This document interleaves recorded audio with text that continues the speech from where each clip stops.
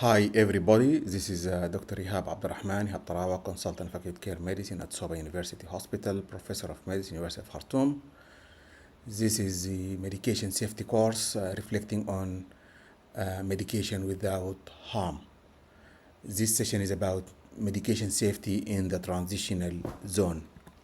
Learning outcome, explain patient vulnerability in the transitional zone, recognize different responsibilities and role to mitigate errors in the transitional zone, explore strategies to reduce errors in the transitional zone. Let us start with the story, methotrexate tragedy. Before we go there, I want you to reflect on these two medications, ceftriaxone and methotrexate. How are you familiar with these two medications? When I look at myself, when I was a fresh graduate, I know ceftriaxone, I know the dose, could be 1 gram, could be 2 gram. I know when to use it for pneumonia, for urinary tract infection, for meningitis, and how to adjust the dose. But I was not familiar with methotrexate. Based on this, let us go and see how we can handle this case. Selwa, she has rheumatoid arthritis, taking methotrexate 17.5 milligram, 7 tablets of 2.5. She takes them once a week for the last 3 years. Her rheumatologist was on vacation and she saw the rheumatology fellow covering his clinic. Selwa asked if they can simplify her dose of methotrexate and they can reduce the number of tablets from 7. The fellow suggested that he can make them 4 tablets, so she can take 1 tablet of 10 milligram plus 3 tablets of 2.5. Selwa agreed for that, and the fellow wrote a transcript, and he wrote methotrexate 10 milligram AD. He was intended to write AD as directed, but unfortunately, his handwriting showed that it was OD, which means daily. So the community pharmacist dispense prescription, labeling the bottle as 1 tablet daily. So Selwa was taking 1 tablet of 10 milligram methotrexate, which is 70 milligram per week, compared to her dose, which was 17.5. Selwa, after 7 days, she presented to the hospital with gluteal abscess, admitted to general surgery unit. The resident doctor writing her admission medication, mistakenly he prescribed methotrexate 100 milligram. Fortunately, this was picked by the nurse, and the nurse interviewed Selwa, and she looked at the bottle and she found that the dose is 10 milligram. She called the resident and she solved the issue, and she left him a note to change the dose as 10 milligram per day. Selwa continued taking 10 milligram every day. Day 8 afternoon, they booked her for abscess drainage, which was 1 day after her admission. And the resident checked her lab test, and she found that Selwa has CBC, renal function, 10 days ago, and it was normal. And she notifies the anesthesiologist there is no need for new blood test. So Selwa was taken to surgery. During surgery, she had excessive bleeding, and wound packing helped to control the bleeding. Next day, after taking 9 doses of 10 milligram of methotrexate, excessive ooze was noted by the night nurse at 6 in the morning before she changed her shift. She packed the wound again, and at 7:30, Selwa developed palpitation, and her ECG showed atrial fibrillation. Cardiology was consulted. The cardiology fellow saw her, and she reviewed the lab test 10 days ago, and it was normal. And she asked the nurse if there is anything outstanding, and the nurse notifies the resident everything is fine, just mild ooze from the wound, which is expected. And the fellow prescribed beta blocker and to control her heart rate and prescribe low molecular weight heparin 80 milligram Q12 hours. Second day, Selwa has excessive petechiae and ecchymosis and in her trunk and legs. And also she had massive bleeding from the surgical wound and GI bleeding. She was transferred to the intensive care unit, resuscitated there, intubated. The nurse in the ICU looked at the methotrexate in the reference source and suggested that methotrexate could contribute to her problem by reducing her platelet number. And new tests were done. Her white cell was 800, leukopenia, and she has also thrombocytopenia. Platelet were 44,000 and hemoglobin was 5.5. Cell will receive 10 doses of methotrexate of 10 milligram per day. Four of them outside the hospital, and at this point, Selwa medication has been seen by at least two consultants, two registrar, two resident, a bunch of pharmacists, a bunch of nurses, and no blood test done and no review for the maximum dose of methotrexate was done. Selwa died from massive gastrointestinal hemorrhage, pancytopenia, methotrexate toxicity.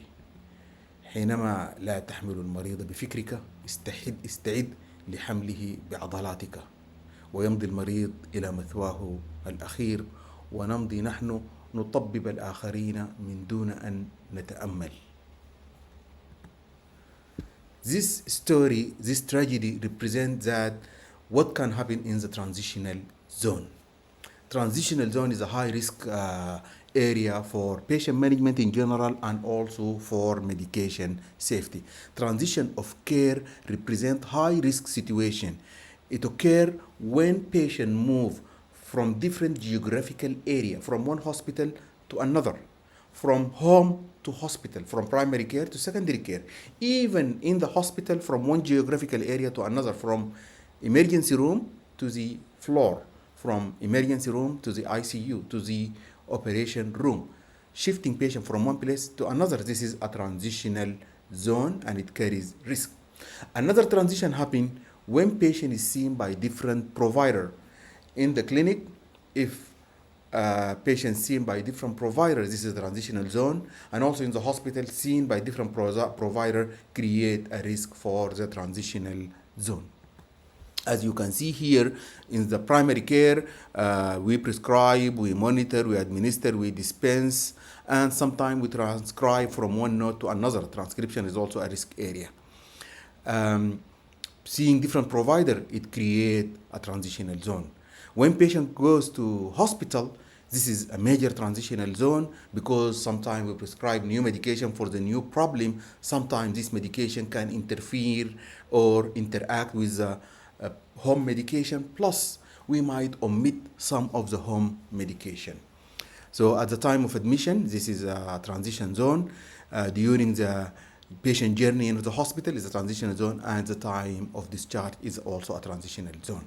As you see here, patient coming in the hospital, admission to hospital from home is better. We get good history about the medication history. We verify from more than one source so that we can get the best possible medication history.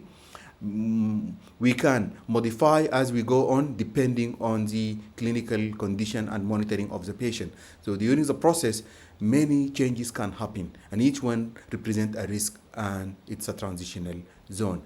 Pre-discharge, we have to communicate with the patient and engage them, and as a discharge, we have to reconcile and address all these medication. Studies have shown that in the community, 14 to 98% of community dweller, old person, and 27 to 57 of those in residential aged care facility had medication discrepancy. At hospital admission, 3 to 97% of adult patients and 22 to 72 of pediatric patients had at least one medication discrepancy at admission.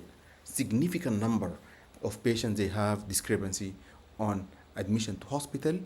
Transfer within hospital, 62% of patient has at least one intentional medication discrepancy at transfer between units, and at the time of discharge 25 to 80% of patients had at least one medication discrepancy at discharge. As you see here, transitional zone happen in the community at time of admission, during hospital journey, and at the time of discharge. And this is a high risk situation. We need to reflect on it and we need to address it. Uh, in case of our patient Salwa, is this a preventable death? How can we prevent that? We need to look at whenever you are not familiar with the medication, it's better you consult a reference. Methotrexate, the usual dose 7.5 milligram, and the maximum dose 20 milligram per week. If any nurse or doctor looks at a reference, they should have known that 70 milligram per week is a high and toxic dose. Transition zone happen at time of admission, at time of transfer, at time of discharge, in outpatient visit, and when patient seen by different providers. In Selwa, we have reflected that a lot of doctors, a lot of nurses, pharmacists, all of them have seen this patient in different transitional zone. Managing medication in the transitional zone, successful implementation require leadership support, situation analysis, creation of document, incorporating this document in the process. So it should be a hospital policy and strategy to reduce risk in the transitional zone by having a policy, by creating documents supporting those in the front line, and by working on the human factor to reduce the error and make it difficult for people to make the wrong thing. We need active participation from all providers, doctors, nurses, pharmacists. We need teamwork, we need collaborative learning, and we need to report our mistake and we learn from them. Ensure there are clear policy and procedure in place. Patient current medication list, there should be a policy that at time of admission, every patient has his home medication listed in a form what we call medication reconciliation. It should be done within 24 hours and the list displayed in an appropriate place in the chart. Medication reconciliation can have the medication name, dose, frequency, route, and at the time of admission, the doctor need to address if the patient should take this medication or not, and at the time of discharge, the doctor should address these home medication should continue or not, plus hospital medication should continue or not. Medication should be written well in the chart, including all the item, the dose, the name, the frequency, the route, and signature, and so on.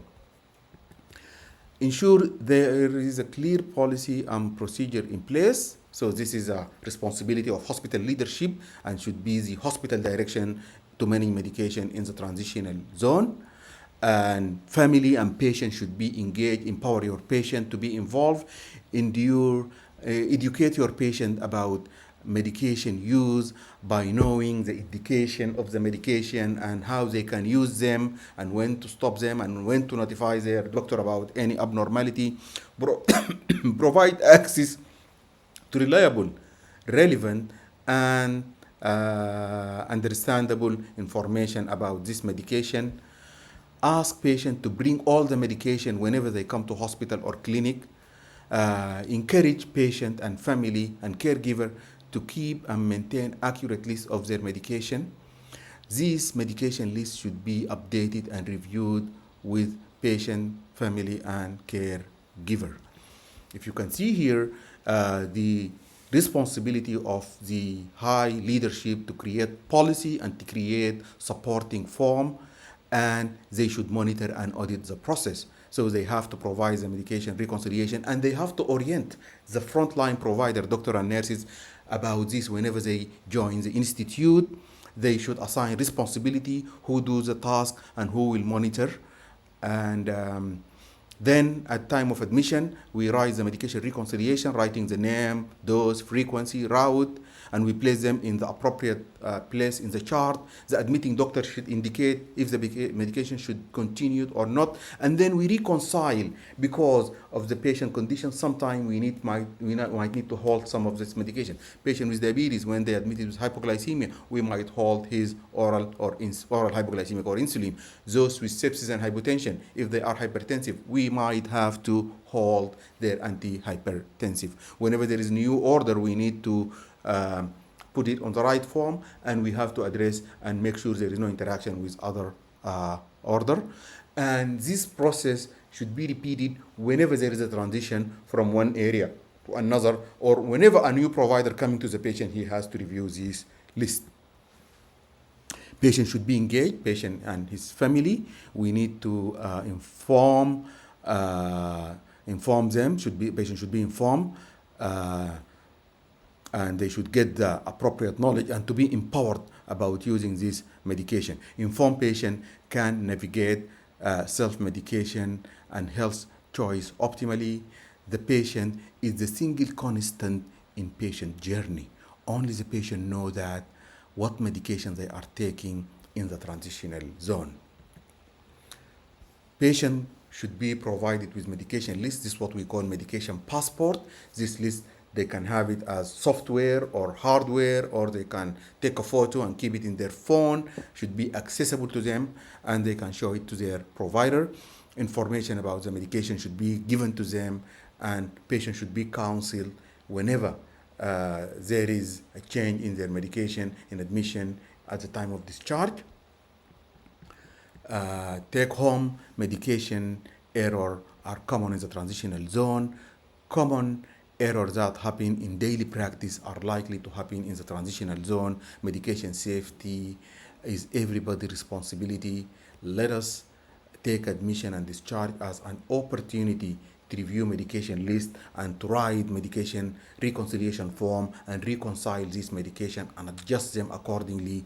Be careful whenever you transfer patient from one facility or geographical area to another, and when patient is seen by different provider. And thank you.